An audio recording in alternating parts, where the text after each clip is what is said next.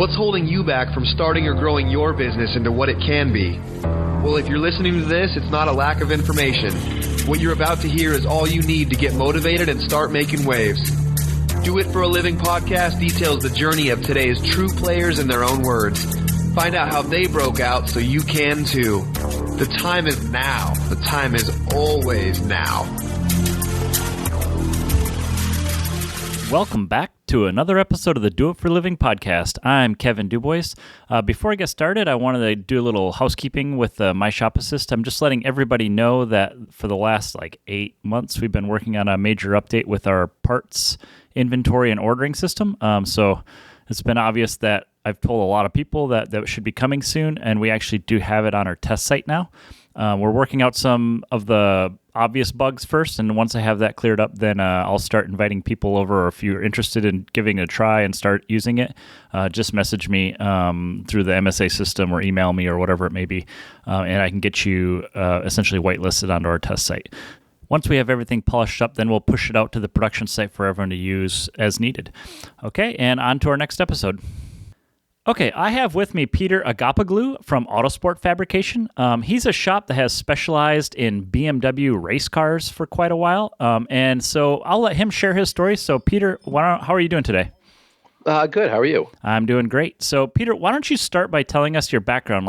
How did you get started? Your history, education. What brought you into motorsports?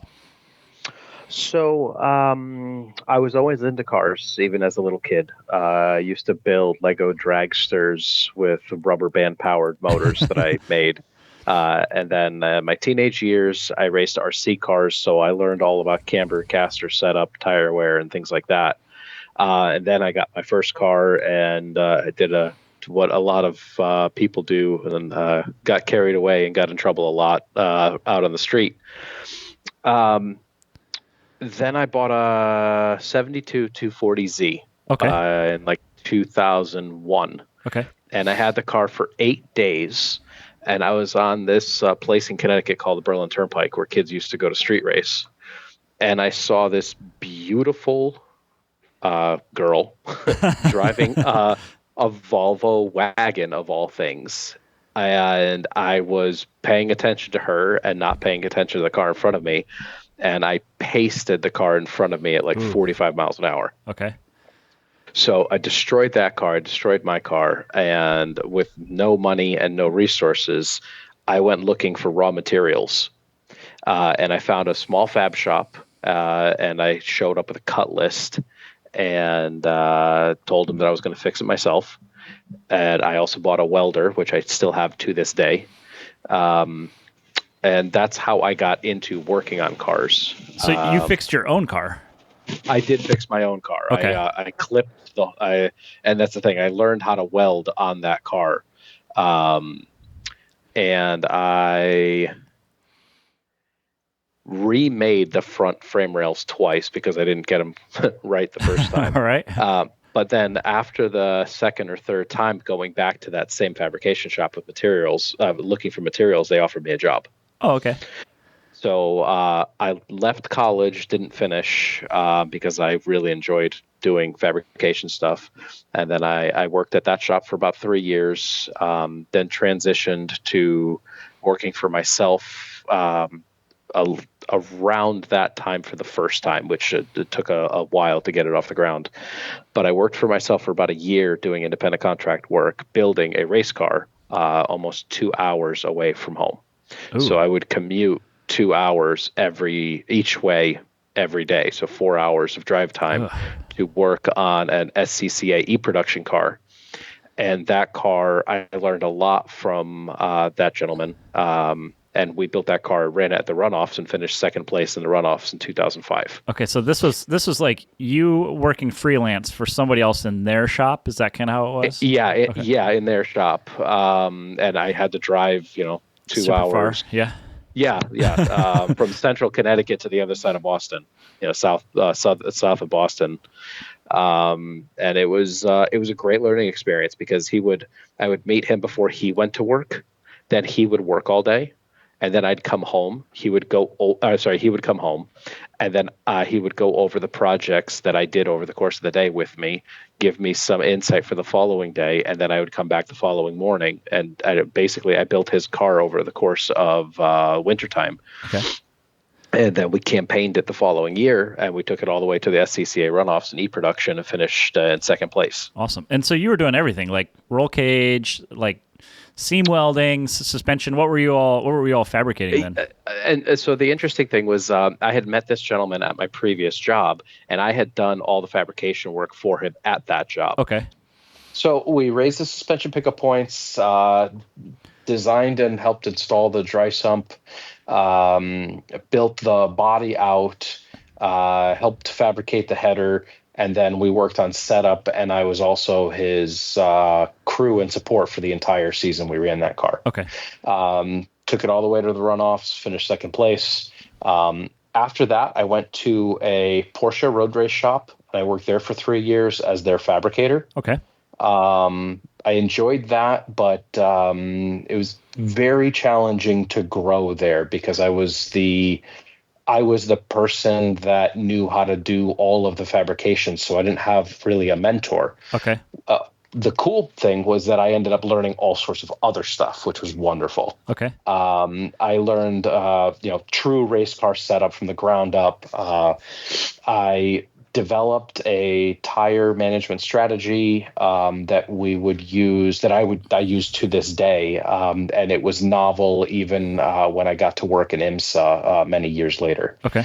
So it's something that I developed, and then it's obvious nowadays because I'm sure that pro race teams had been doing it, but even at the ST level, no one had even heard of such a thing. Okay. So that was fun.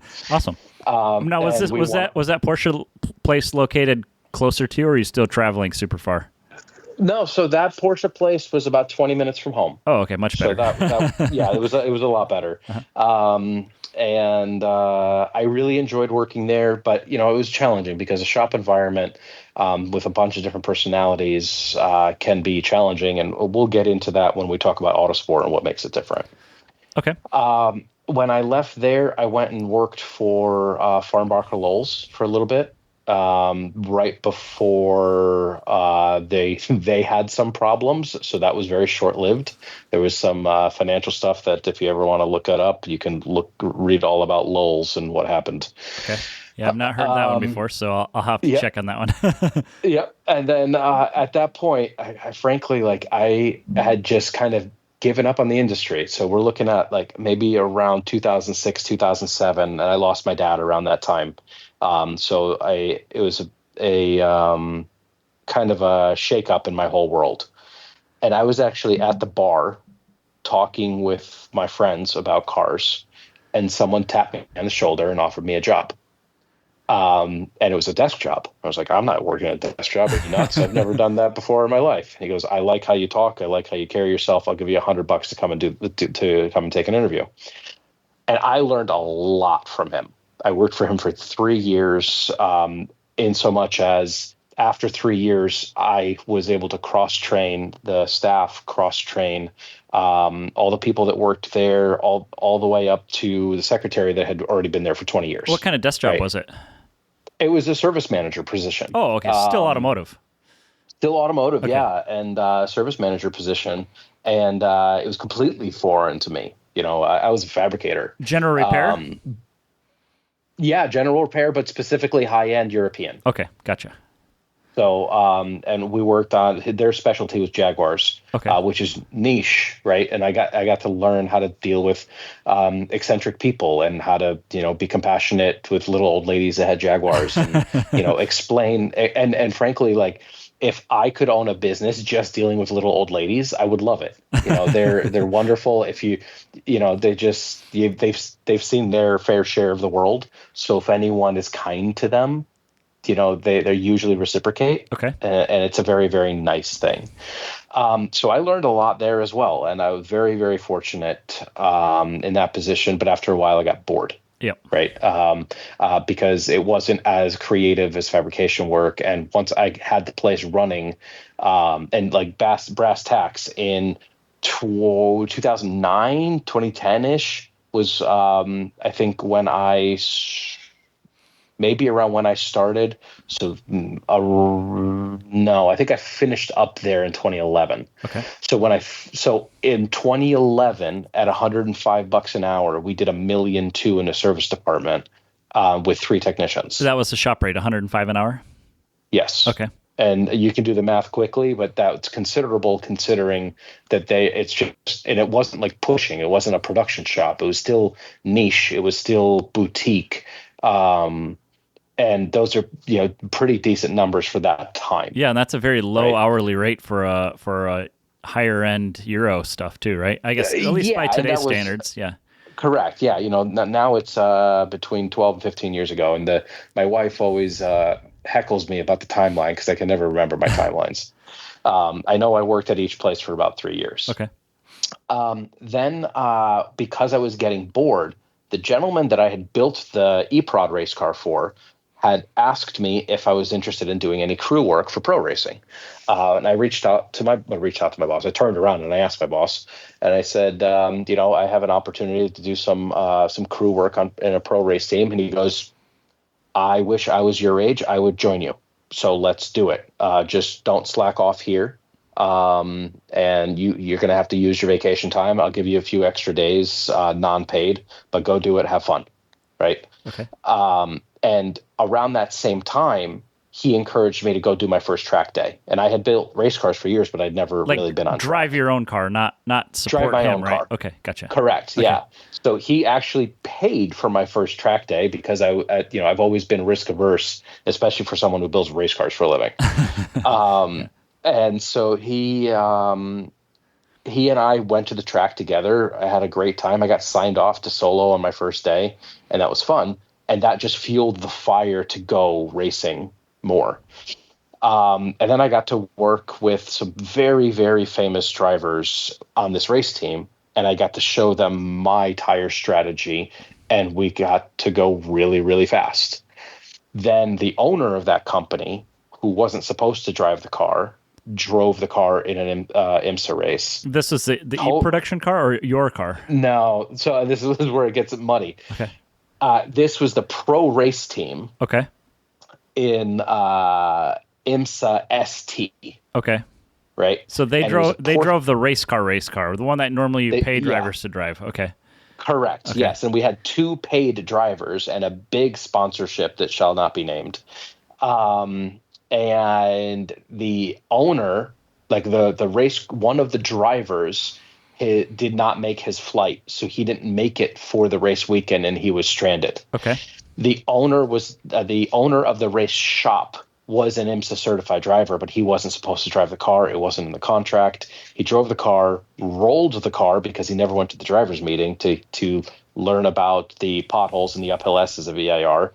And the sponsorship and the entire program was nullified. Fell apart. Got it. Okay. Fell apart, right? Halfway through the season. So I moved on from that, and I worked for a good friend of mine for a few years. He and I did not see eye to eye on how to run a business, and I had actual experience, and he didn't have a lot. And we ended up having a falling out because he couldn't get it done. And I needed to make money because I had my own home and other things like that. So yeah, the unfortunate thing of living, right? yeah. The unfortunate expenses. And, I haven't really had a lot of falling outs in my career. I've chosen to leave most places.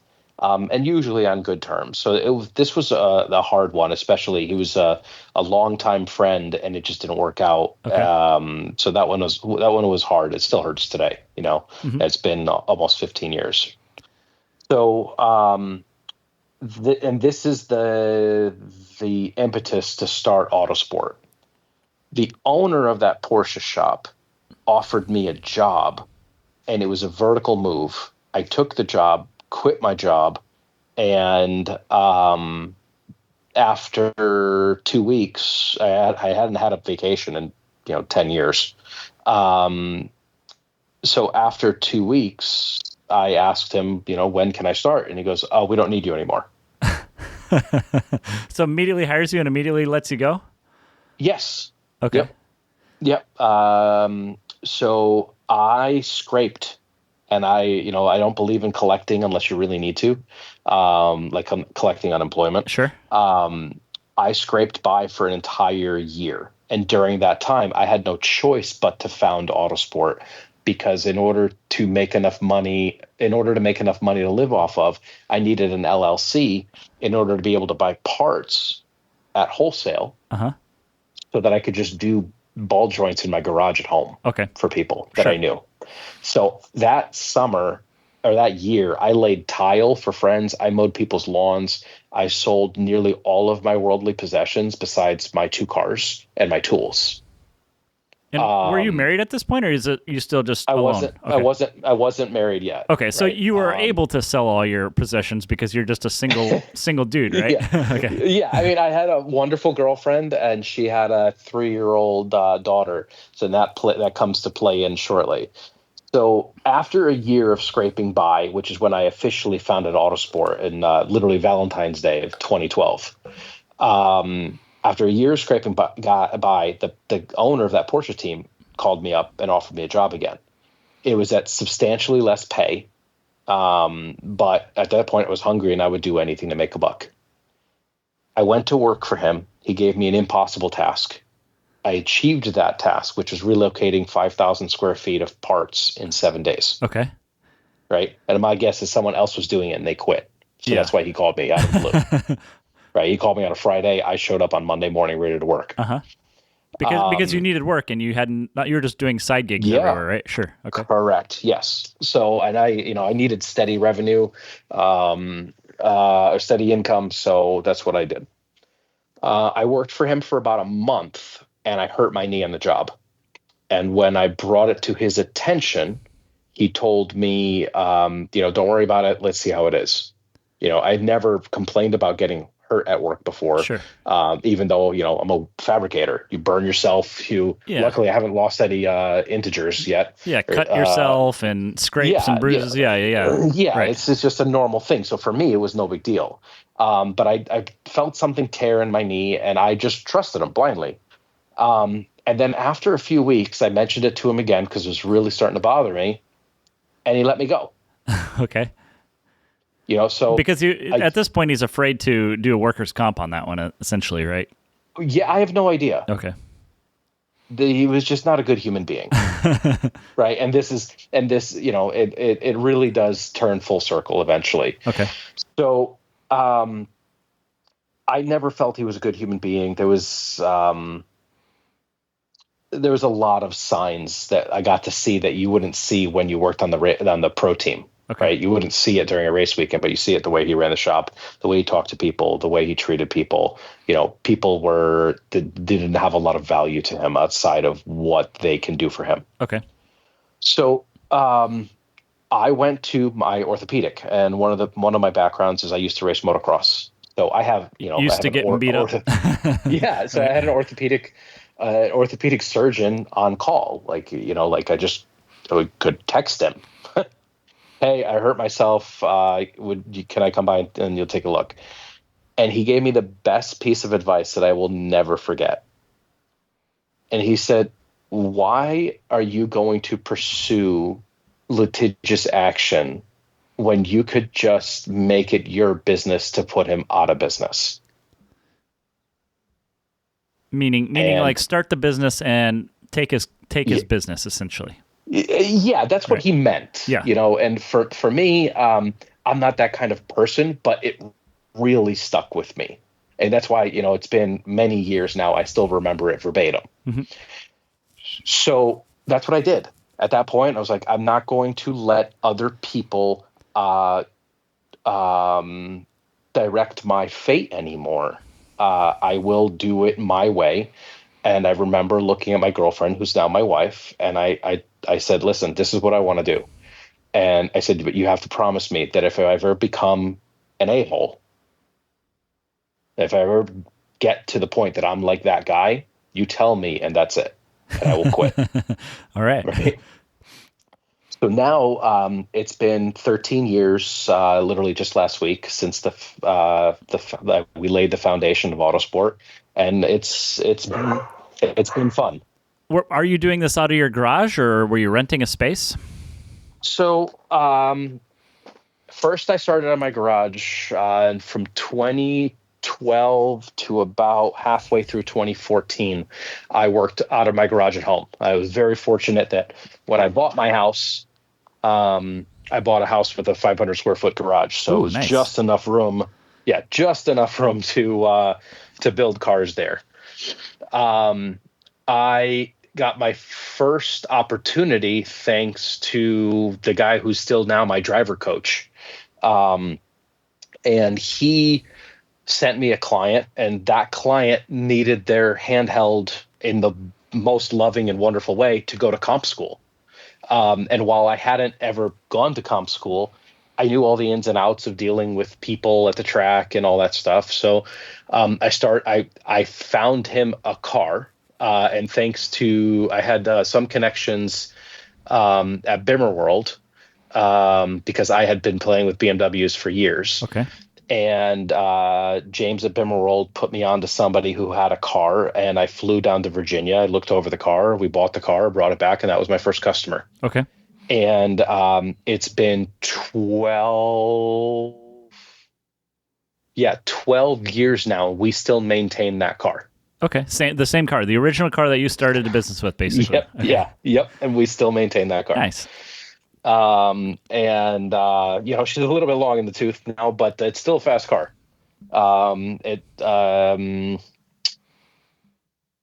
It was an E36 M3 with an S54 swap, and it's just been a great car for a long time. Awesome. I transitioned to renting a shop. Want to say middle of 2014, or maybe spring of 2014. And I was in that first shop for about a year and a half.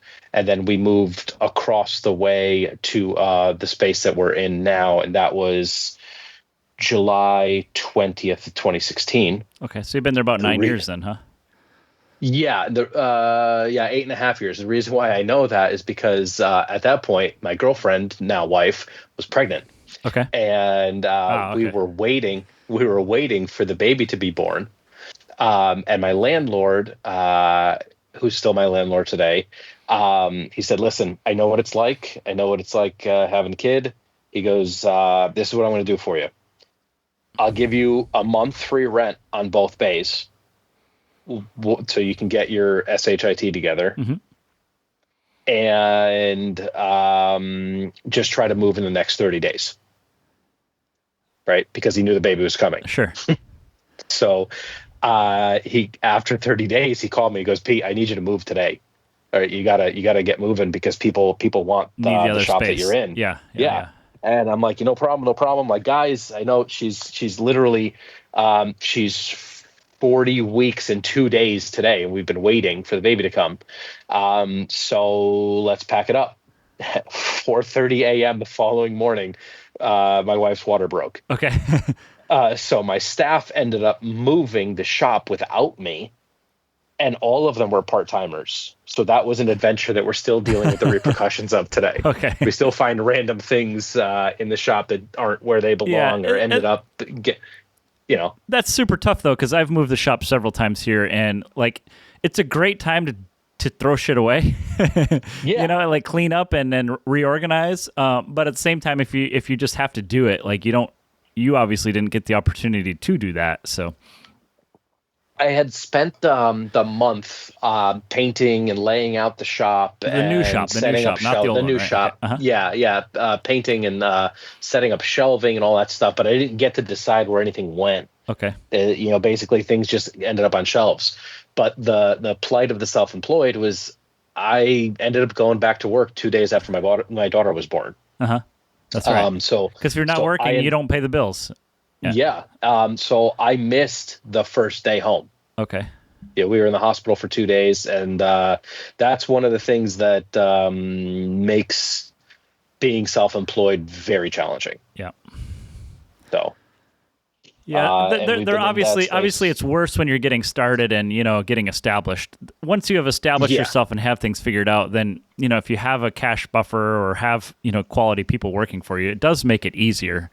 So yeah, and it's the nature of our business is it's high difficulty, a variable cost of project. Yep.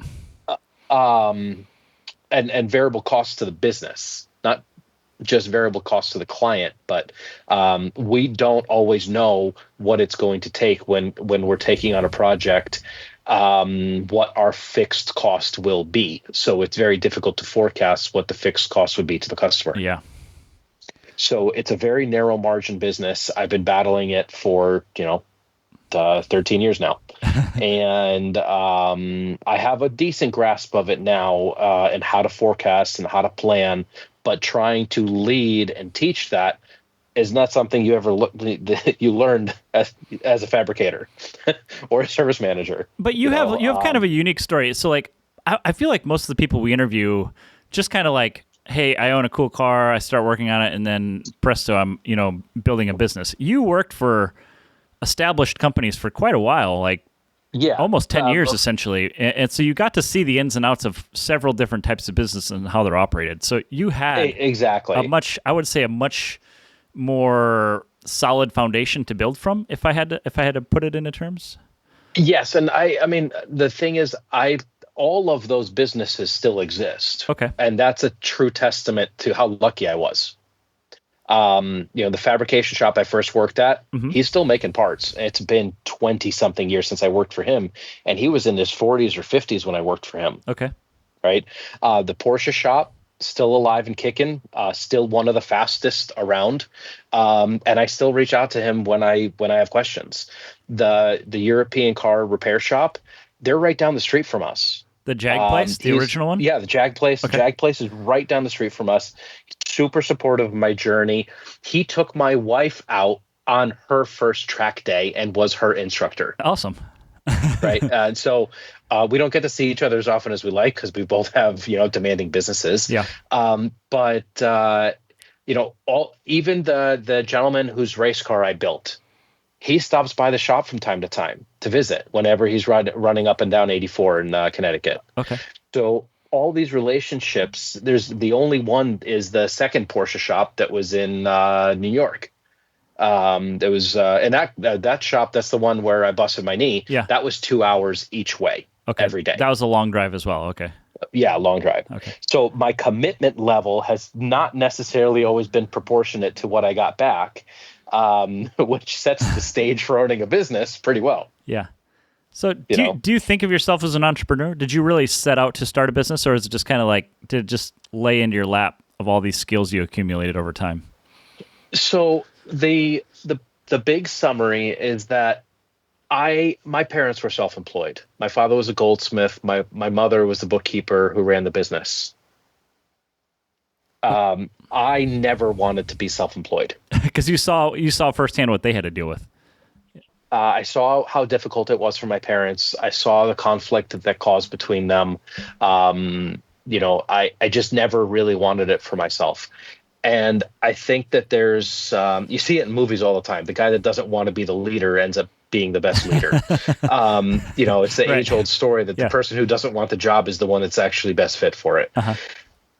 I don't even know that I feel that way about myself, but what happened as the result of all of the preceding life was that I had a wonderful wife and a wonderful stepdaughter that needed me to figure it out. Okay. And when my second daughter was born, my wife had been on bed rest, and she got dealt a really bad hand by a corporate company that took over the business that she had worked at for 20 years. Okay.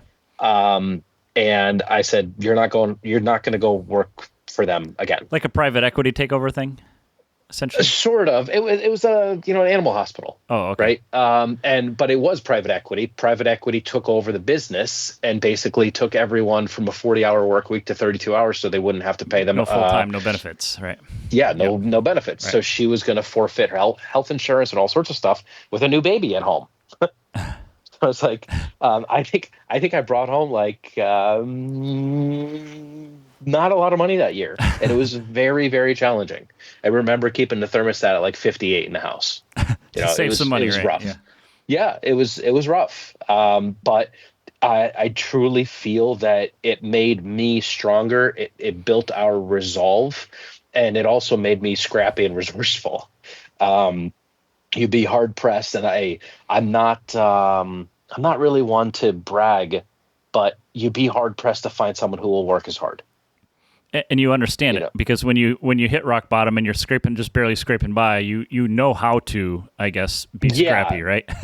Yeah, the calluses from challenge last really long, or you can, in other circles, you'd call it PTSD.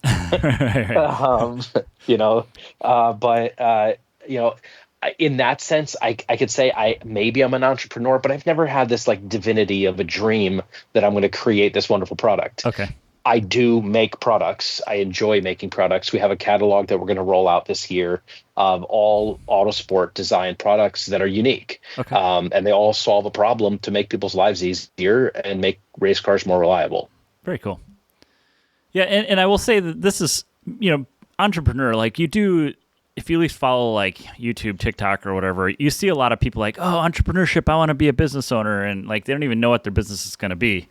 That to me is like someone who wants to be an entrepreneur. I think what you have taken is like, you took all this skill and then it makes just the most sense for you to do it on your own, because you have the drive that every business owner wants in an employee, but most employees are not willing to sacrifice that much for the business if they don't have a vested interest in it. I guess the best way to put it. For sure. Yeah. And it's funny because that's what I learned at the different places that I worked. Mm-hmm. The owner was either pushing or pulling all the time.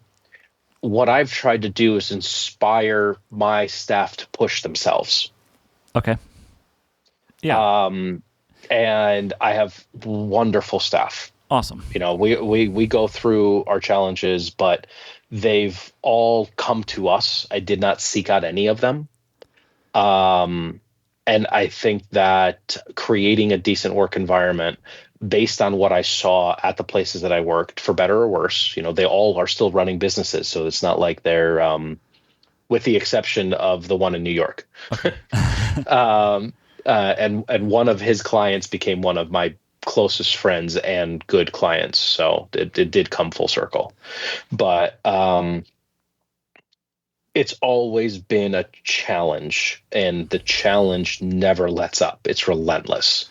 Nowadays, I have a manager at the shop who wanted to come work for me many years ago, but he didn't have the experience. So he went and he got the experience.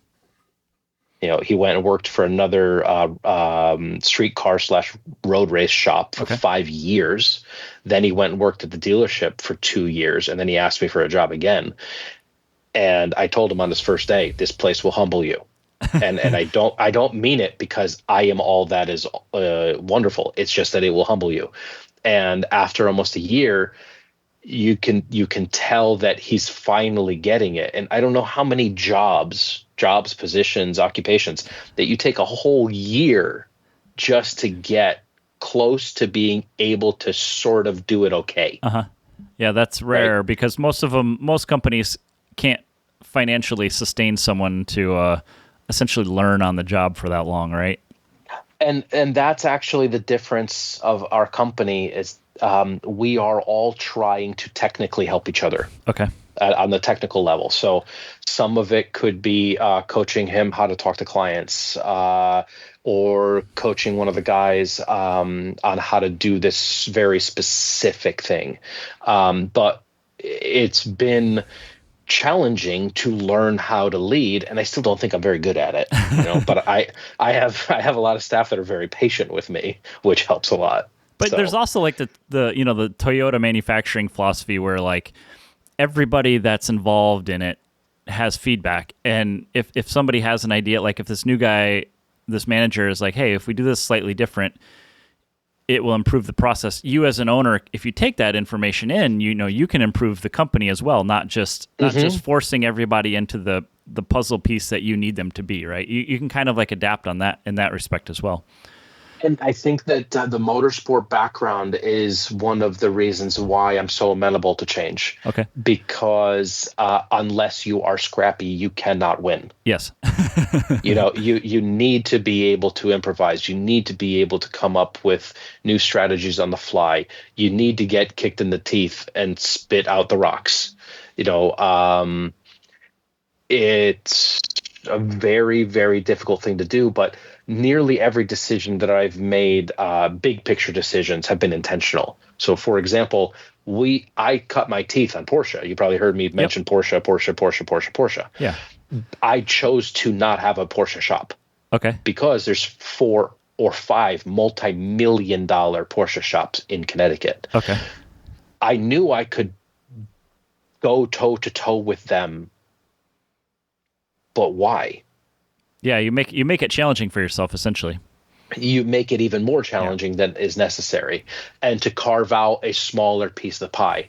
And the wonderful thing is, I'll never forget, there was a gentleman that was Porsche Shop 1 that will be unnamed. He used to always tell me, Pete, would you rather be a small fish in a big pond or a big fish in a small pond? And I think that he was hinting at me to leave. All right.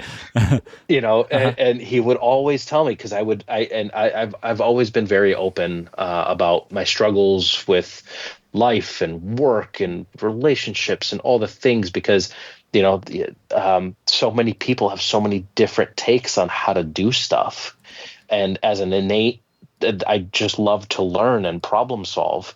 I open up to people readily. And it's allowed me to gain insight from people that you would never be able to corner and ask them questions if you didn't put yourself in a vulnerable position, because they wouldn't want to give it up. Right, which is why I love this podcast, because I'm doing it exactly with you. Yeah, and it's wonderful. So I learned a lot the whole way, and I think the hunger for knowledge has been the difference that makes Autosport stand out. Okay. The guys show up willing and wanting to work and learn every day. So let's now that we've kind of started on it, but let's talk about the business specifically. So sure. You've been in business 8.5 years, you said. How big is the building you're in right now? I've been in business 13 years. Okay. But in the location for 9. In the location, years. Okay. Yeah, so there was 2 locations. So I'd say 11 and a half years in physical locations that were not my home. Okay. Right. So yeah, 11 years and change, whatever. And what was the next question? The current building size? So current building size is 6,500 square feet. We have 1,400 square feet of office where we do our regular shop management, and then 3D printing, prototyping, vinyl work, and things like that. Okay. The main shop is where we do mechanical and fabrication. And we have 2 lifts in the main shop, 2 2-post lifts in the main shop, 3 dead spots, 1 4-post lift, and then the fabrication area and a frame machine. Because we do some body work in house as well. Because race cars get wrecked. Because race cars get wrecked, and we're very particular in how things are done. So we brought the frame and structural work in house. Okay. Yeah, I've got that same problem with alignments. I have to travel a long ways to get the good alignment, and the local guy that's like literally in the same parking lot as me is just he's not good enough, and it's not that hard to do. And I just do I buy my own alignment rack so I don't have to spend an hour driving to have someone else do it? I don't really know, but I don't. Really, I've decided against it for the time being, but yeah. Yep. I totally understand that. So we do, and then in the next bay we have our DynoJet storage for race cars, with 2 4-post lifts, all of our tire storage, which is, I never thought we'd have as many tires and wheels as we do, and our engine room. Okay. So we have a dedicated engine room that's it's like 14 foot by 14 foot, I think. Okay. How many employees do you have? 5 full-time employees. Okay. And what are their kind of roles that you have them doing? So I have a mechanic / technician who does all the engine work, and he's kind of a jack of all trades. I've taught him to do some light fabrication. He'll do our electrical and our wiring large projects. Okay. Then I have a fabricator. He does kind of, again, jack of all trades. He can drop a motor. He can do suspension. He does alignments. He really, really likes doing alignments, as far as I can tell. And he can do some light electrical work. And then we have another jack of all trades who does our prototyping, 3D printing. He helps me with parts development, teaching him the ropes on doing corner balance and alignment. He doesn't do much fabrication work, but only because I haven't given it to him yet. Okay. But just wonderful. And then the guys will occasionally come out for trackside support, but for the most part, I have fly-ins. Then I have a manager that runs the shop. Okay. He deals with the majority of client communications that on the non-technical level, not because he's not technical, but because that's what I've chosen to delineate my role as. Okay. So I'm technical advisor, and the guys come to me with technical questions. They come to him for order of operations, procedural, day-to-day operations. Okay. He does all parts ordering and receivables and all that stuff. I handle all the payables. And my wife handles HR. Okay. HR. So, and then do you have a bookkeeper or accountant or anything? Or she do that? Yeah, I have. So she stays away from the books, which is healthy because she would tell me to go find another career. I have both a bookkeeper and a CPA. Okay. And we work on strategies year to year. And again, we have a great team. They're all wonderful people. And recently I was riffing about how lucky I am. And one of my clients stopped me in my tracks and they said, "You earned it by being the person that you are." And good God, is it difficult to say out loud. Okay. So has the location played a role in your success? I mean, you're northeast, so it's a population center. You're within a lot of, a majority of the U.S. population is on the coast. But yeah, and in some ways, yes, I feel that there are many talented individuals in Connecticut that end up staying close to home for various reasons. Some of them have good core family beliefs, decent core values, things like that. The education system is wonderful in Connecticut. So I've traveled all over the world and I've traveled all over the U.S. And while it might be inflammatory, I think a high school education here is as good as a college education in a lot of places. Probably. So yeah. and even my youngest daughter's going to school now, and the staff at her school are absolutely amazing. Okay. So people here seem to really care about doing a good job. Yeah, I can't say the same in Texas here. They're trying to dismantle education. Yeah, don't get me started on that. That's a whole nother. Yeah, we'll keep the politics out of the podcast. Yeah. Yeah, thank goodness. Okay, and go ahead. No, you go ahead. I was going to say your sources of revenue. So obviously fabrication, parts, and labor. Do you make products and sell them on your website at all? And you do resale, like retail or wholesale or anything like that? So the majority of what we do is race car building and maintenance. So I would say that maintenance is about 70% of the business. Race car building is 15% of the business. And then parts sales and trackside support is the rest. Okay. We do fabrication, but to do things to our level, you end up needing a very discerning customer. Roll cage with us is 2 to 3 times more expensive than another shop, but it is fully properly welded by someone who actually learned how to weld and is actually certified in welding. Okay. Right? Yeah. Every weld, the cage design is every weld is accessible because of the processes and procedures that we put in place. So you're not going to find booger welds anywhere on one of our cages, including if you cut the thing out of the car. Okay. They are built to the highest level that we can possibly achieve because I have a soul. And if something ever happened to someone as a result of my negligence, I wouldn't be able to live with myself. Yeah. So that inherently makes us more expensive. Okay. Costly. It makes us more costly because we take more time. But yeah, roll cages are a tough one too.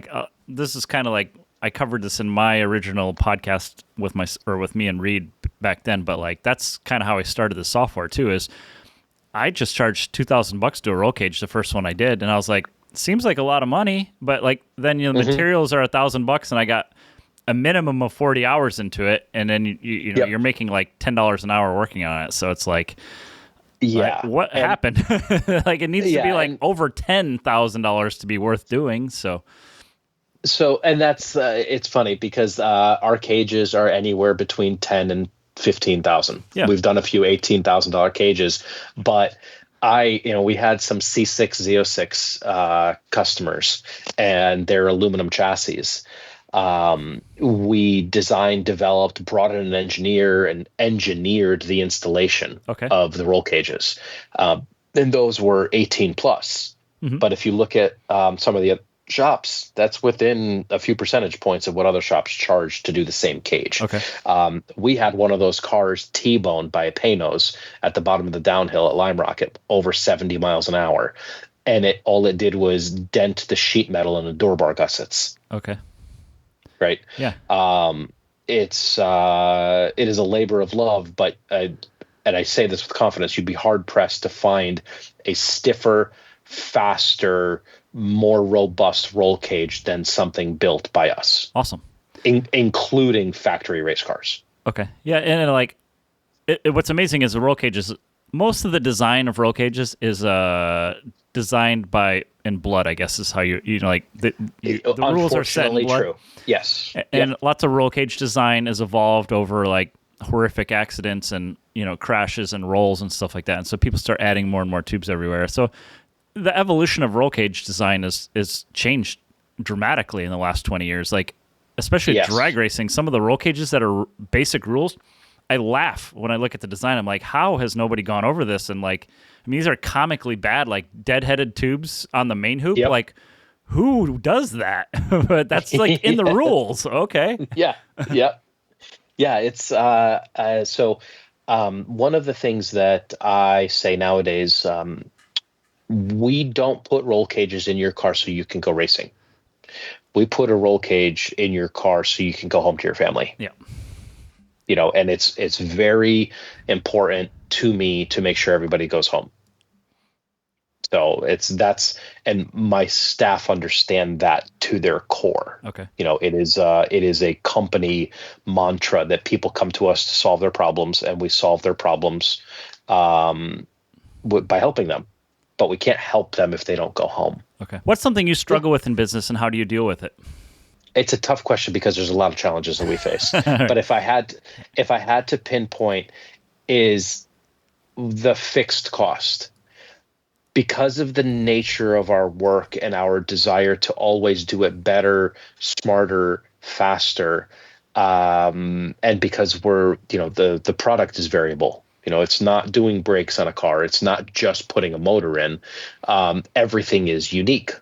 And because everything is unique, there isn't a fixed cost that I can plan. Sure. So if you are, if you look at any franchise business opportunity, you have a fixed cost of each burger or each set of tires. Yeah. And then you can establish margin. Yeah. In order to, and screw making a ton of money, you can establish margin so you at least know that you're breaking even. Yeah. Right. Thanks to MSA, we know profitability for every job. Okay. And thanks to the conversations that you and I have had, we're continuing to dial in. And I think that the business is so challenging to turn a profit. It's made us sharpen our blade that much. Yeah, and it's very different than general repair, because general repair, like you were just saying, is they know what their margins are, and they know based off just like a million statistics of like how many cars they're going to do a month and what area you're in, what kind of cars you're going to be working on, and then the profitability on each job. All that stuff is like very well known for everything. And so they come up with all these like goofy statistics that are completely worthless. Like some of them are like ARO, so average repair order. Like that is a meaningless statistic for anything we do. It's meaningless because you're going to do an oil change on a race car, and the dude's going to get a $150 bill. And then you're going to get the next guy come in and need a whole ground up build that's going to be, well into the six figures. So your ARO is $100,000, but like what? That doesn't mean anything, right? So like one car can be hugely profitable at $20,000, and then when you do the $200,000 one, you make practically nothing on it. But when you service it and help them at the track for 10 years, it's a reoccurring revenue, and that's where you start making your money back. So, and so thinking about your previous question, I think that conveying to my staff the goals of each project and how they change based on the goals that each client has. Okay. That is one thing that's very, very, very difficult because different people have different needs. Yes. And we have certain customers that they want the nuclear option, every part new to the nines. And then we have other customers that even if they've got the cash, they don't want to spend it on only this. All right. And so one of the things that we always talked about, I always heard in other shops was like, oh, that customer's got money. We don't care if you got money.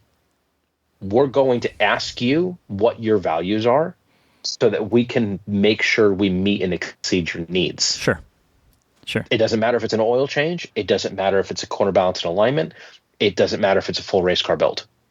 Each project is catered to the client's needs. Okay. But then conveying that to my staff accurately, succinctly, consistently, having a bad night's sleep can cause a single word to be said in the wrong timing. And we can waste 5 hours in a morning vaporizing $1,000. Yeah. Right. Yep. So that's probably the most difficult thing about running a shop like ours. Sure. So what's the worst experience you've had in business? So in business or in motorsport or both? Either, really. I mean, car accidents are usually a pretty catastrophic event, but yeah. Yeah, and so we've had wrecks, but thankfully, there were two large wrecks. We had a car that we had stopped servicing it because the client taken over servicing it himself, and he ended up hitting a tree, and the car caught fire, and he almost passed. Okay. Right, he survived. He's doing fine. He's a wonderful dude. Another one, we had a client hit head on, and by a very heavy car. And it pushed the motor almost through the firewall, right? Okay. And this is on-track accident? On track. Okay. Yeah, both on-track accidents. Those aren't the worst days. Those are really bad days where you worry for the safety of someone. Yeah. The worst days as a business, because those are my worst personal days. Yeah, I've been in that boat. I understand fully. Yeah. So those are the days that your heart never forgets. If I had to answer as a business, it's not trusting my gut and taking 3 cars to Daytona, 2 of which we had only had for a few days. We had gone through. We had 12 crew members fly down to Daytona, 9 to 10 drivers. I had some family come down with me, and 2 cars turned a single lap before failing miserably during an endurance race weekend. Okay. The only car that was turning laps was the car that we had gone through completely. And that was the only car that was reliable that weekend. And then it got wrecked. Okay. So the support bill was more than most people put down on their homes for the weekend. Yeah. And not a single car finished the race. Ouch, yeah. One of the other ones was one of my largest lessons in business. I had 2 relatively young staff when I was first starting out, and this was in my first year of business, first year at the current shop. So this was 2016. I had let the leash go too long, and I had, instead of verifying everything myself or building a system to verify that things were done, I just asked, "Did you fix this?" Mm-hmm. Right. And a client came and picked up their car while I was at a wedding in Charlotte, and I could have just put it off another week, but I really, I wanted the client to get his car back. We had it for way too long, and the client was distraught. There was a brake leak in the engine bay, and it peeled all the paint off the engine bay after we had just done a brake service. And the one problem the client brought the car for was not fixed. And it was a huge, like, new body harness type of project. It was thousands of dollars. And it took me a very long time to forgive myself for that one, because that client was a close friend, and to also rebuild that relationship. And thankfully, after a long time for both of us, because he was very upset. You know, people trust us with their lives, and I don't take that lightly. It took a very long time to rebuild that trust, and we have his car at the shop today. Good. We have only lost maybe 2 clients in the entire time at Autosport due to a miscommunication or an irritation, or they were just pissed off. Okay. Most of them would they just give up on racing, essentially, right? They either give up on racing, or I ask them to leave because they're not the right fit for us. Firing customers. Good. Okay. Yeah, I hate doing it, but I've done it. Yeah. You know, when people's values don't align with ours, it doesn't work. It's a relationship, and they have to trust us to give them our best. And in order to give them our best, it's costly. And if they don't want to go that route, it's fine. But when you look at what it costs to do racing nowadays at any other level besides the club level, which we've chosen to stay at because of volatility reasons in pro racing, when you look at what it costs, we're still a bargain. Good. Despite being probably the most expensive race shop on the East Coast. Yeah, but there's no reason to be the cheapest. So.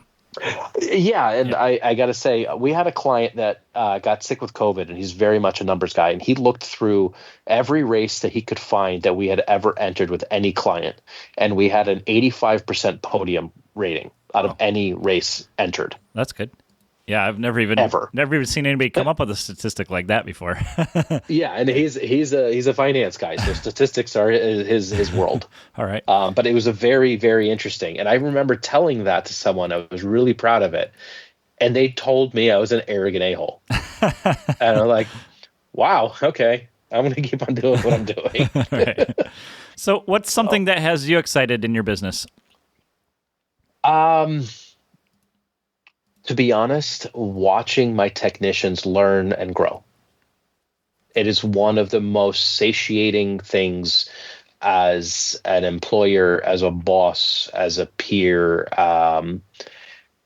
Watching them learn and figure things out is my favorite thing. Technically, we're putting a sequential in my race car, which is just cool. But, my investment in them in time, dollars, empathy is the biggest investment that I've made ever. Yeah, and it is fun if they can actually essentially take your role and just run with it. Then it becomes less of a requirement for you to be at the shop 24/7. So. Yeah, and when watching it click for them. One of my staff, one of the youngest staff members, he's maybe 22. He's doing a corner bounce and alignment, and almost everything goes through me still. And I prefer it that way. I don't know that I ever want to be fully removed from the business. Okay. So deliberately making sure that you're involved in everything, not that you have to be. Okay. Yeah, I choose to be involved because I want to make sure there's no dilution of the final product. It's very important to me. Okay. So he and I were going over it, and I found a way to explain to him what was happening when he made a change, and watching that euphoric, proverbial light bulb go off, and he's like, oh. 15 minutes later, the car was done. Okay. And he had been fighting with it for 2 hours, because I successfully explained a concept in a way he understood it. Okay. And then from there, he will forever understand Remember it. Yeah. When you actually get it, then it makes it much easier to fix things. Exactly. And it's difficult. I've handed my guys textbooks on this stuff, and it's very difficult. Yeah. So okay, so let's go into the focus topic of this is really shop management, and what brought this on was our last conversation was you were really pushing hard at trying to figure out your numbers and, the profitability to the shop. So most shops have no idea what's going on, which is sad, but you have got it, as far as I'm concerned, very figured out. So let's talk about that. So do you have a formal business plan for the business?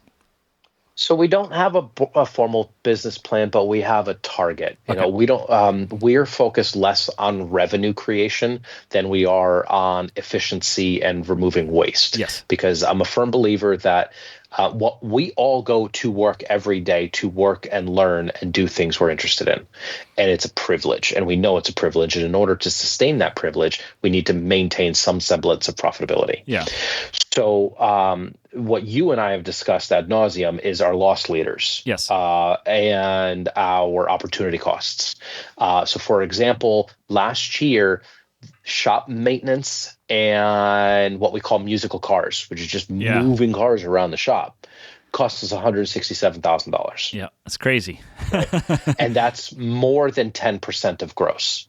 And most people don't even have any idea what that number is. Exactly. Yeah. And tracking the money you're losing will allow you to make educated decisions on how to allocate staff, sure, how to organize workflow. Yeah. We even have tasks in MSA for redos, and it's a non-disciplinary. But if a technician screws up, punch into your redo task, right? Yeah. And that way we can actually see what kind of task you had to redo, so that I can see where to invest time. And then I can, I know how to mitigate losses. Sure. Right. Yeah. And what's amazing is 167,000 or whatever it is, on that kind of like overhead, like non-billable, wasted time essentially.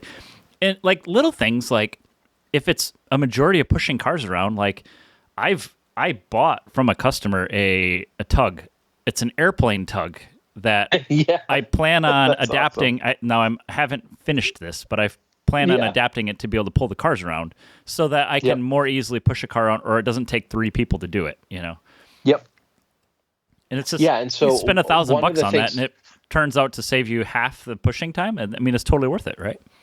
So and what we found is 2023 numbers. We spent $140,000 in what we call musical cars. We then had a company meeting right before the holidays, and I explained to the guys that we have to minimize this, because this comes out of what I can pay you guys. It comes out of what I can reinvest in the business. Every last one of them wants us to buy more tools, more equipment, more this and more that, and I try to aggressively buy stuff for the guys, even if it just keeps them engaged and interested, which is not something that my predecessors did. Uh-huh. They did not want to spend money on stuff. I spent $1,000 on a cabinet list this week.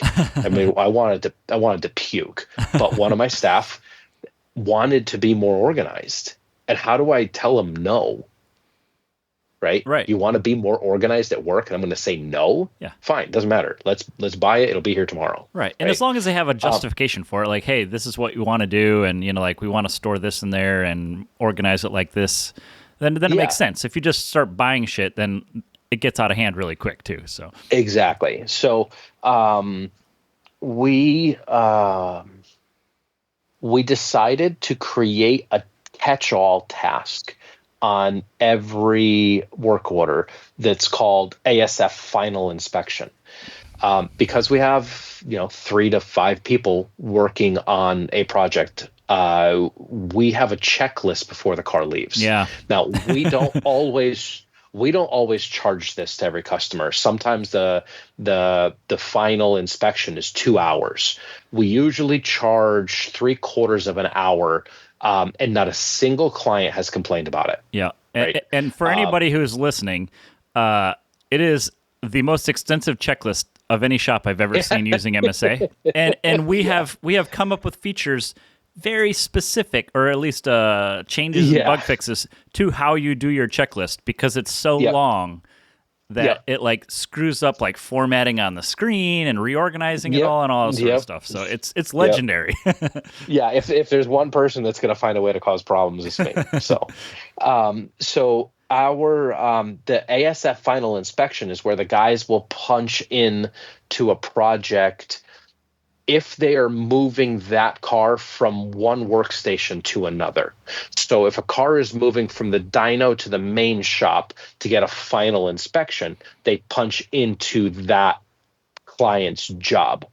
So if I see 2 or 3 hours tracked on final inspection and musical cars, then I can say, how many workstations did this car go to? And I audit every invoice to this level personally. Okay. And I say, if the car had to move from 3 different stations, even if I don't charge miscellaneous shop supplies on this task, or if I don't charge musical cars to it, or I don't get the full pay, I have to say, well, we did a motor, we did the trans, we did the diff, we had to take it on and off the dyno 2 times. It went on the alignment rack, we bled the brakes, and it got some wiring done. We had to move it 5 times. Yeah. We got to get paid for that, right? So then I won't charge for it in that, but I'll look at the engine job and say, well, we beat the engine time by 2 hours. Then I feel justified to say, we're going to charge our full, what we call an Autosport book rate, because we can't work off of industry standard. Yeah. Right. Everything is too different. Yep. So we have an Autosport book rate. We beat Autosport book rate by 2 hours. All right, I'm charging the full book rate.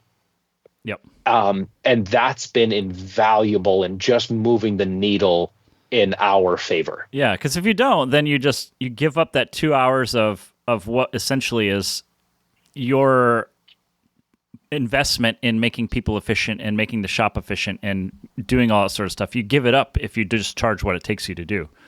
Yeah, and so it allows me to look at the nitty gritty. I can see each technician's what do I want to call it? Efficiency. How many of their clock hours they're actually billing to tasks, and that is very helpful because, again, this goes back to one of the first things I said. We don't have a fixed cost for our product, right? Because the cost is proportionate to the time. Yep.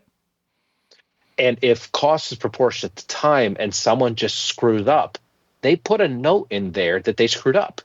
And then I know not to charge the customer, and I don't feel bad about it. It's fine. Yeah.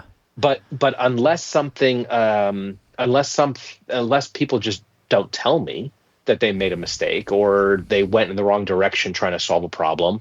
We had just the other day, we had a car on the dyno that we built a motor for, and it made strong power. But after 5,000 RPM, the AFR ratio went into the trash can. It was 11-1. And we put a new MAF in it. We did injector. We redid injectors, even though we had already flowed injectors and cleaned them. And we have our own injector cleaning machine in-house to quality control, because the one thing that's going to kill a race car is fuel flow. So we've invested in all those things so we can do it all in-house. And we threw the proverbial book at this car, $4,000. And it turned out to be the aftermarket but brand new MAF had failed in exactly the same way the original MAF failed, making none of that time billable. Right. Yeah. But because I know my margin on the job, I can say, as long as I collect 75% of what it took to accomplish this job, I can continue to pay my staff. I can take home a paycheck. It's not a loss. It's not a true loss. It doesn't pay forward, but I can track it in a way that allows me to make educated decisions. Yes. And you wouldn't, honestly, I don't even think if your customer asked about it and you put some of that lost time on there, most customers, if you're well documented, they are not going to say no. Most of them I don't think a single customer. We have amazing clients. Yeah. Good customers understand. Exactly. Yeah, they would want to pay us for it. Yeah. Right. So, but it allows me to know when I can give a freebie. Yep. Yeah. They're not willing to pay when you're guessing. That's when exactly. Like if you're going through a process and you understand what you're doing, but if you're just like, hey, let's just try that, and then then you wind up billing them 20 hours for just guessing, then most of the time they're going to be like, what in the hell? Like, are you actually know what you're doing? Yeah. And what's really interesting, I had a client from Alabama, and he had rented a seat from us in an endurance car, or rented a seat from a client in an endurance car years ago. So he knew what he was getting when he called to rent a seat from us. I'm sorry, to have us build him a race car. And he had asked me to generate an estimate to build a race car. And as you've seen, it's extensive. So I sent him a 5-page estimate. And I will never forget, we went through page 1, over the phone, page 2, page 3, line item by line item, every last detail. And we get to page 4. He goes, good God. I'm like, well, we're not at page 5 yet. He goes, I'm glad I chose you, because we are as thorough with how we manage a client's money as we are in how we build their car. Okay. It's my favorite part of the business, awesome. Being detail oriented. Sure. Okay. So let's move on to what you use to manage a business. So you have a person, and you obviously use MSA. Is that kind of the process then? Yeah. So we use MSA. Every technician can go in and add tasks, add parts. We have a shop manager who runs MSA, the day-to-day operations, work order generation, ordering parts, making sure that we maintain inventory and things like that. But each technician goes into MSA, they punch in and out, they create their own tasks. We go in and we edit them. And it's a full-time job for the office manager to manage 3 guys. And in earnest, it's a part-time job for me to audit everything. And I audit everything myself. Technicians are able to add parts, and we have everything serialized. I haven't taken your advice yet to bring on a scanner, but it is on its way. We use all data for technical stuff, but we don't use it very much. I would say the guys are on it less than once a week. Okay. But torque specs for something that we haven't seen before, or a fastener that nobody remembers off the top of their head. But aside from that, we run the entirety of the company through MSA. Okay. And then you hinted at the all data too, but what other tech do you have in your stack? Like QuickBooks, are you using anything for your website? We use Wix for the website and for parts sales, QuickBooks for bookkeeping, QuickBooks Online for bookkeeping, and that's and invoicing. Okay. Right. So we take credit card transactions and ACH transactions through QuickBooks.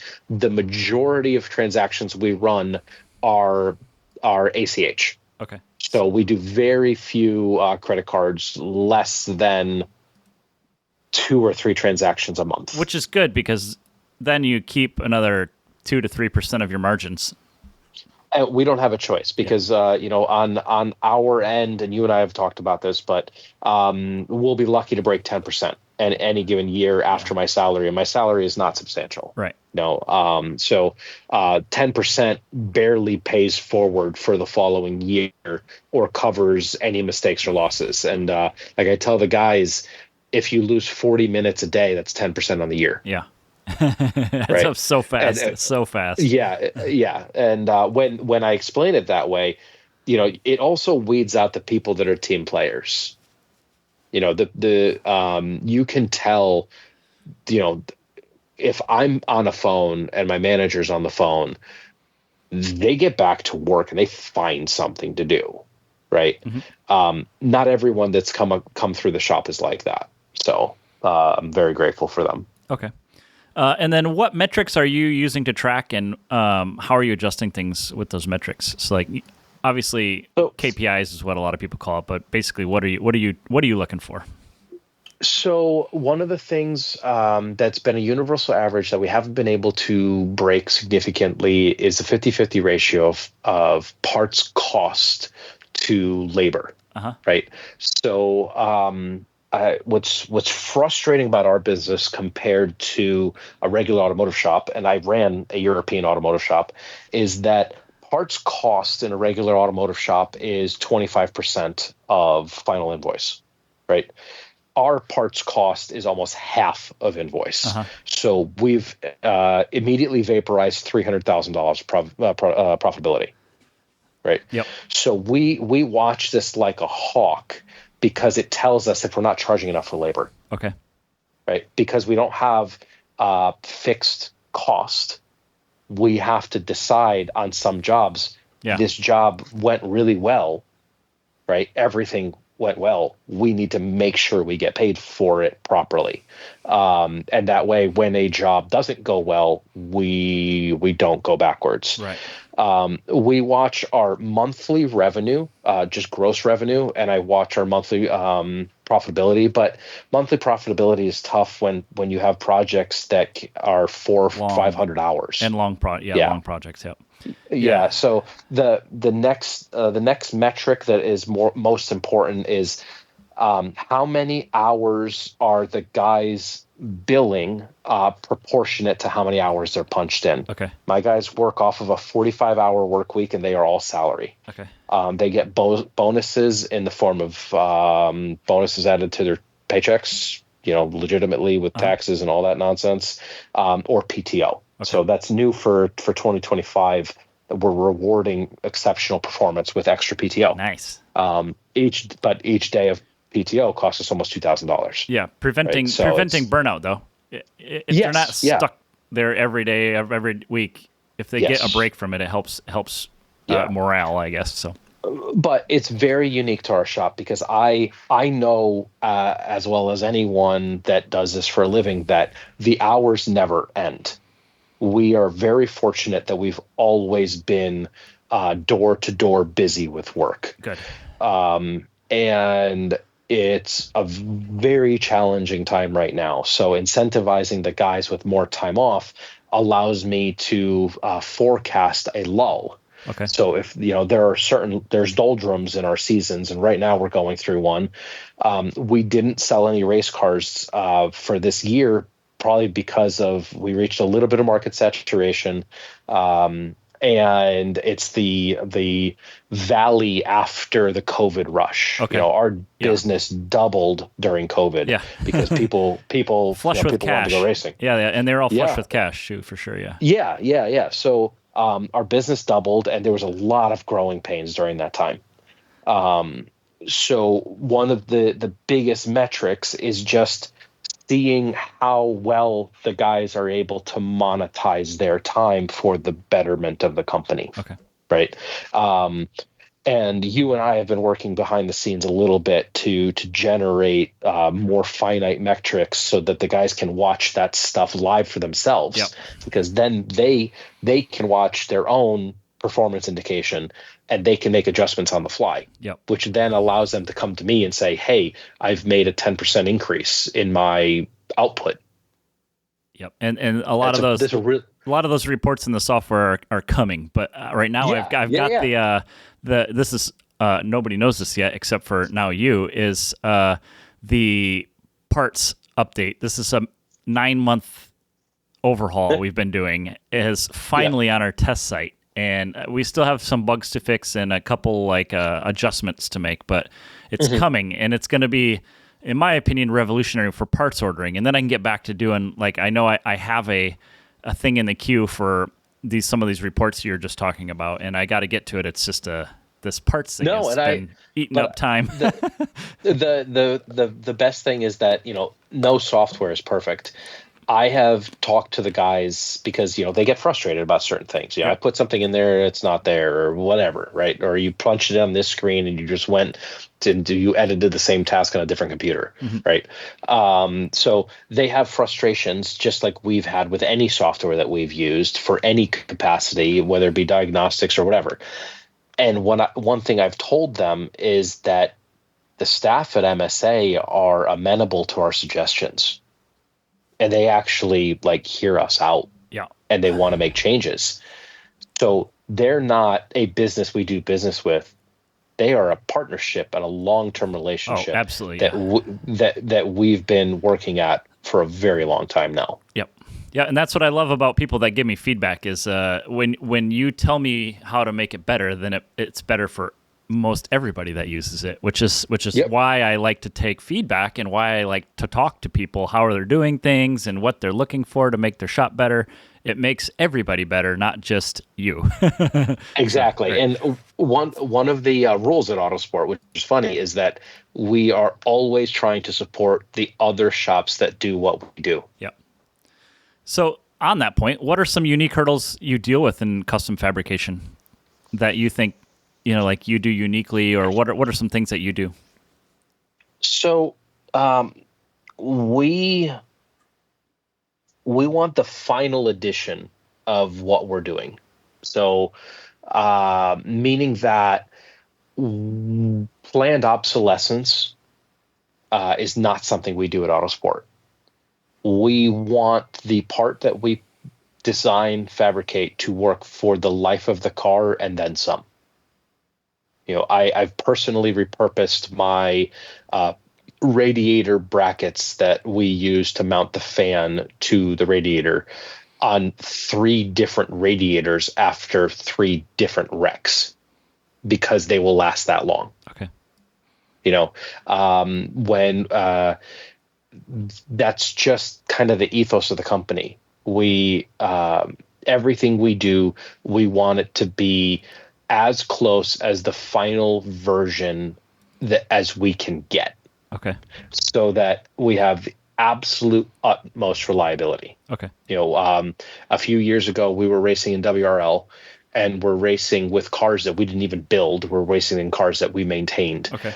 We went to 7 out of 12 races, and we almost took the national championship, not even finishing the last 2 races, and we finished second in the national championship. and we weren't even trying. Was it a cumulative points thing? If you had gone, would you have won? Yeah. If we had gone to one of the last 4 races, we would have won. Okay. But they were really far away. Oh, okay. So okay. they were never in the plan. Okay. But we almost cinched the championship overall, and we did take the Eastern States Championship, I think. Okay. And that was in the client's rookie year. And it's endurance racing, which is hard. So, I don't know if that answers your question, but yeah. Do you find it difficult to charge customers truly what it takes to accomplish what they're after? Difficult because I have a soul. Yeah. It's telling somebody something costs $100,000 plus to build a car, and for me that's hard to do, but maybe people don't think of money like that. That's the thing. So. It is difficult, but as time has gone on, I've realized that the reason why what we do is not expensive, it is costly, is because you don't have to redo what we do.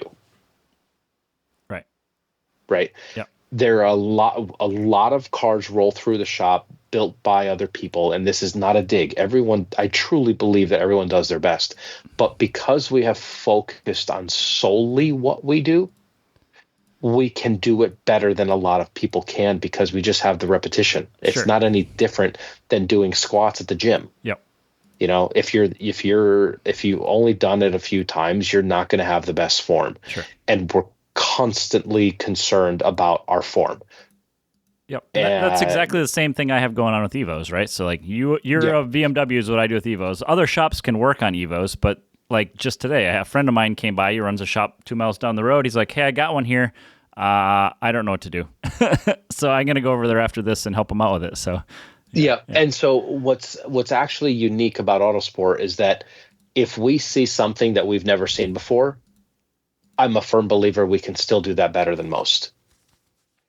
Because of the rules, and we have a rule at Autosport: intentional, not accidental. Okay. Right? When you're making a bracket, it better look intentional and not accidental. And if you screw up where the hole goes, you can massage it so that it looks intentional, not accidental. Okay. So every decision that an employee makes on my behalf is an intentional, educated decision. It's not just, I put it there and I was hoping it'd be okay. Gotcha. Right. And I think that's really what separates our company from others. Okay. And again, I truly believe that people do their best. Yeah. And especially like people are working. This is a hard thing to do for a living. Yeah. People do their best. And it sometimes there's a better way to do it. We don't settle until we find the best way. Okay.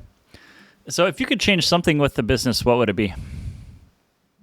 Probably me. I feel that I'm the bottleneck. I am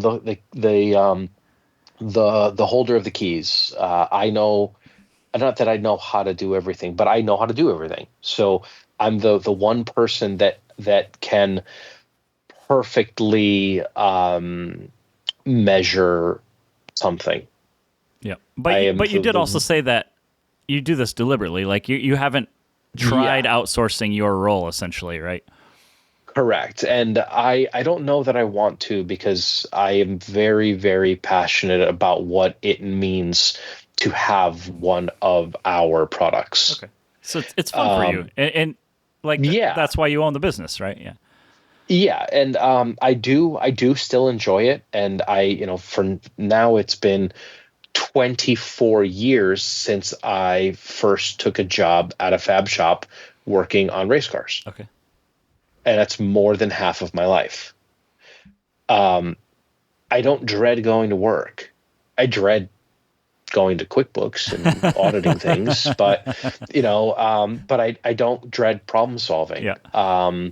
I worked until midnight one day this week to make sure that my car was in a better position so that I can not let down my tuner, even though we're tuning the car a whole month ahead of when it needs to be tuned. Okay.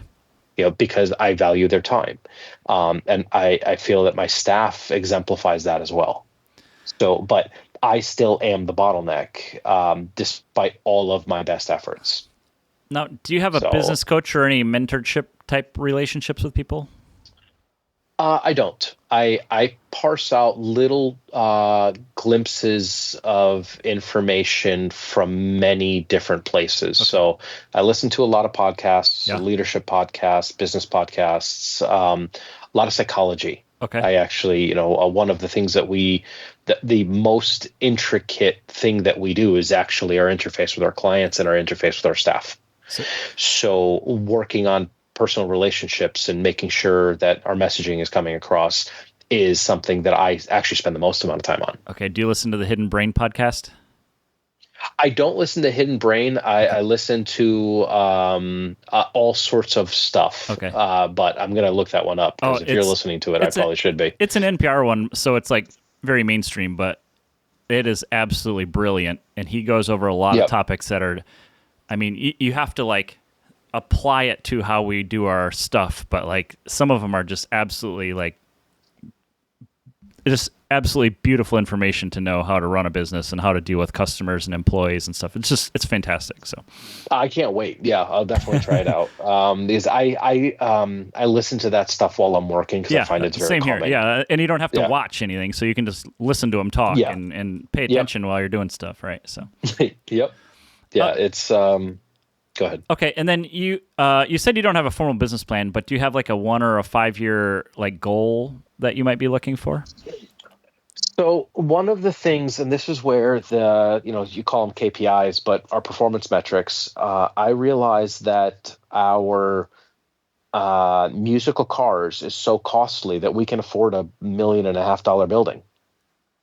Because if we didn't have to move cars as much as we do, because of limited space, you could have a much bigger building. Okay, I see. We could have a much bigger building. Okay. So I was a little bit too cautious, and I missed out on a 15,000 square foot building right down the road from where I live. To buy or to rent? To buy. Okay. It was right around 1.2 million, which would have been $8,500 a month plus taxes and nonsense. Uh-huh. And but you're spending double that on your pushing cars, is what you're saying, right? Exactly. Right. Okay. Yes. And that's where, looking at musical cars and saying, well, if I've had several clients offer to invest in the business.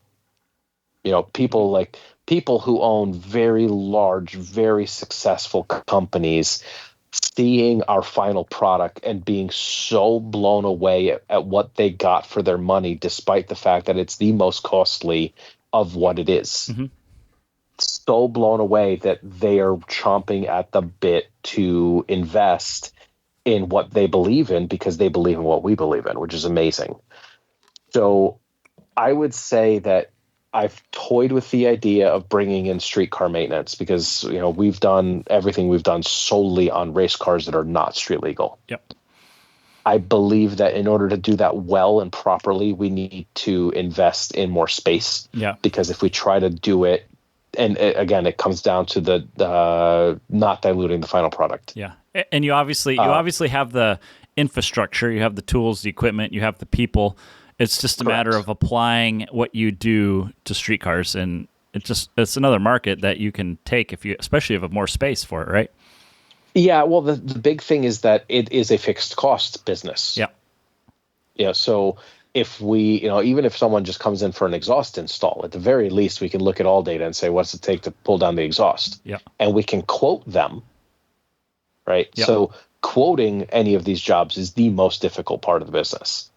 But we can quote someone and actually meet or exceed their expectations financially. So streetcar work is on my radar. I'm very hesitant to go down that road, only because our staff has been trained to work on race cars. I need different or new staff to work on streetcars. Yeah, and you could almost treat it as a sister company. I mean, it doesn't even have to be the same company, right? Yeah. I think that's what we said last time we were talking. Yeah. Yeah, it would be a separate business, and it would have to be a separate business for liability reasons because the motorsports side has really, really high liability and really high expenses as a result. Streetcar is far less liability, and as such, we can handle the business a little bit.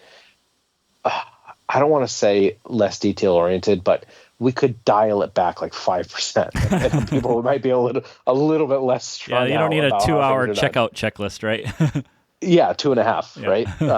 I think we routinely spend between 2.5 hours doing an inspection on any car that comes through the shop. It's over 100 point, but who cares how many points? And you, as you've seen, it's a custom checklist. It's not. You made it yourself. Like it's definitely not copied and pasted from the internet. So correct. Yeah, it's a checklist and every time we find something that we didn't know we needed to look for or we hadn't inspected, it gets added to the checklist. So it's getting bigger and longer. Right. And then we added a line item, I think at the bottom of the checklist, it says if it's not on the checklist and you didn't find it, I forget the verbiage we called it, but it's effectively like you still have eyes. Keep looking. All right. Okay. So. Okay, so let's move on to the quick answer questions here, and this is running a little long, but that's fine. I'm sure you can find some stuff to trim. Yeah, but okay, so the quick answer questions here.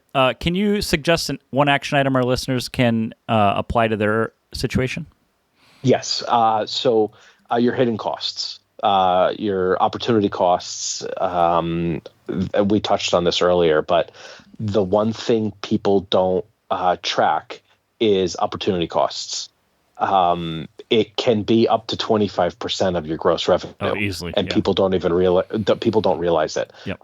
One of the things I learned early on was having parts delivered is a privilege, and you can effectually using a company like WorldPack to give you just on time parts. Yep. Even if their parts margin is not as good as Rock Auto or whoever, you didn't have to go hunt for it. Right. And because you didn't have to hunt for it, it doesn't matter what the margin is because you spent your time being more efficient and effective. Yep. So pay close attention to your opportunity costs and what it takes to accomplish every little part of your task, and periodically audit yourself. Yep. Awesome. How much time did I spend doing this? Awesome. What's a game-changing product you've seen in the last year? Game-changing product. That's a tough one. In motorsport, I want to say probably chassis sim.